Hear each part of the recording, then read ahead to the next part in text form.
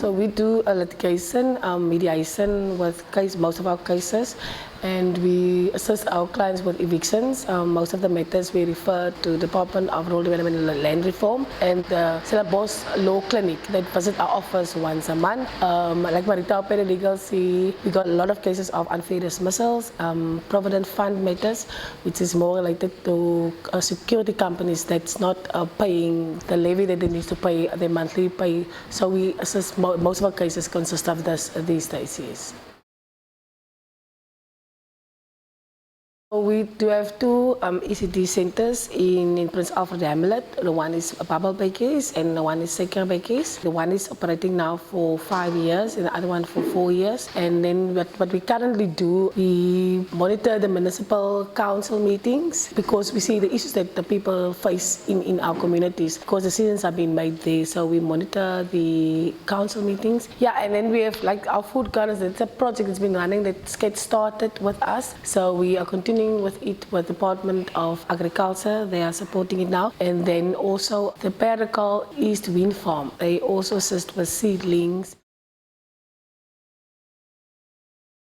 What I envision for Witzenberg Rural Development Centre is that we will be the better place where we are currently at, where we will be a self-sustainable organization, where the staff in the office that we won't have to worry where would funding come from. And I hope by that time that our community will be more informed and more educated and know what their rights are.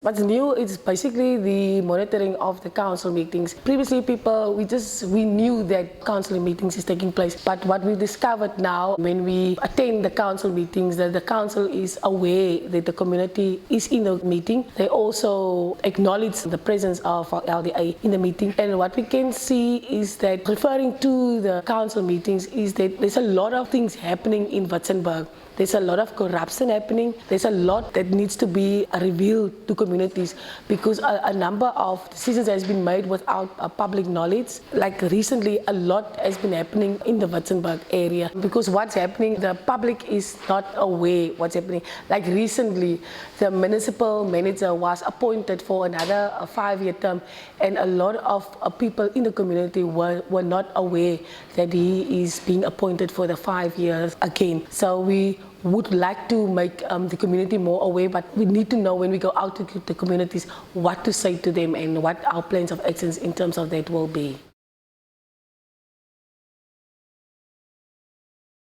If we would not be here, a lot of people wouldn't have had access to their personal money which they contributed to their work. People would have lost their work without getting back to work because most of the time what Marita is doing is we go for reinstatement or so that the person can remain at work. So my opinion, if we wouldn't have been there, because the Department of Labour is here in Witzenberg, there is the other stakeholders that can assist people. But if WRDC wouldn't have existed, many people in communities, they would have paid more because our services is free of charge. They would have had to pay a lot more money than what they're currently not paying anything. So I would say if we wouldn't have been there, the poverty would have increased in their lives and people's situations, like it's already bad, so it would have worsened. I'm Emmerentia Goliath from Witzenberg Rural Development Centre, and I'm the coordinator of the local development agency here in Ceres.